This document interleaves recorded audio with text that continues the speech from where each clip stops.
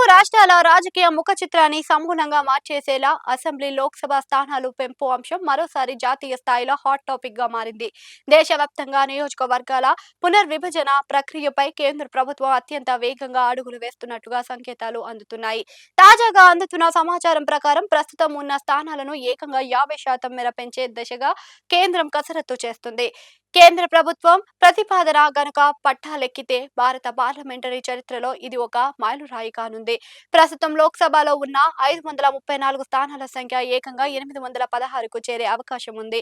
అదేవిధంగా దేశవ్యాప్తంగా అన్ని రాష్ట్రాల్లో కలిపి ప్రస్తుతం ఉన్న 4123 అసెంబ్లీ స్థానాలు 6185కు పెరిగే అవకాశం ఉందని విశ్లేషకులు అంచనా వేస్తున్నారు. ఈ మేరకు త్వరలోనే జరగనున్న పార్లమెంట్ సమావేశంలోనే కీలక బిల్లు ప్రవేశపెట్టాలని కేంద్రం భావిస్తున్నట్లుగా సమాచారం. నియోజకవర్గాల పెంపు ప్రక్రియ అమలైతే ఆంధ్రప్రదేశ్, తెలంగాణ రాష్ట్రాలలో రాజకీయ సమీకరణలు పూర్తిగా మారిపోతున్నాయి. ఆంధ్రప్రదేశ్లో 175 అసెంబ్లీ స్థానాలు ఉండగా 50% పెంపుతో అవి 263కు చేరుతాయి. లోక్సభ స్థానాలు 25 నుంచి 38కి పెరుగుతాయి. తెలంగాణలో ప్రస్తుతం ఉన్న 119 అసెంబ్లీ స్థానాలు 179కి, లోక్సభ స్థానాలు 17 నుంచి 26కి పెరిగే అవకాశం ఉంది. ఈ పెరుగుదల వల్ల క్షేత్రస్థాయిలో కొత్త నాయకత్వం ఉద్భవించడమే కాకుండా ఎస్సీ, ఎస్టీ రిజర్వేషన్ల కోటా కూడా గణనీయంగా పెరుగుతుంది. కేంద్రం 2023లోనే మహిళలకు 33% రిజర్వేషన్ బిల్లును ఆమోదించినప్పటికీ అది అమలు కావాలి అంటే జనగణ నియోజకవర్గాల పునర్విభజన తప్పనిసరి.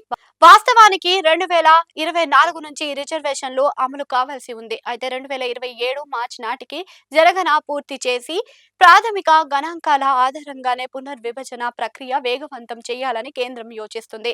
దీనికోసం మహిళా రిజర్వేషన్ డిలిమిటేషన్ చట్టాలను అవసరమైతే సవరణలు తీసుకురావాలి అని ప్రభుత్వం నిర్ణయించినట్లుగా తెలుస్తుంది. సాధారణంగా జనాభా ప్రతిపాదకన సీట్లను పెంచితే జనాభా నియంత్రణను సమర్థిస్తుండగా అమలు చేసిన దక్షిణాది రాష్ట్రాలకు అన్యాయం జరుగుతుందనే ఆందోళన ఉంది. ఉత్తరాది రాష్ట్రాల్లో సీట్లు ఎక్కువగా పెరిగితే దక్షిణాది ప్రాధాన్యత తగ్గుతుంది అని ప్రాంతీయ పార్టీలు వాదిస్తున్నాయి.